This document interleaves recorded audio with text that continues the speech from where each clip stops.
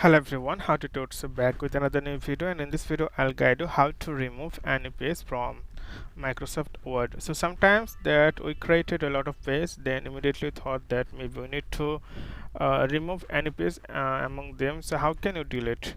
So first of all, you have to go your page, then you can say I created two page here, or you can create multiple pages like maybe you can see there are 5 pages. So if you want to delete a specific one, so what you need to do, you need to click here. You can see page 2 of 5. Simply click here, and then you will see here all the pages. So first of all, you have to make sure that which page you are going to delete. Okay, so for example, I'm going to delete page 4, so this page.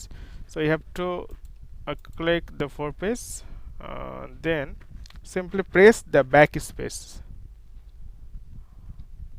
So you can see it successfully deleted. So you can delete any page, just keep the cursor and click which page you are going to delete, and then press the backspace. It's okay, it's enough. So okay friend, I hope this video is helpful for you, so please consider to subscribe my channel, and thank you for watching.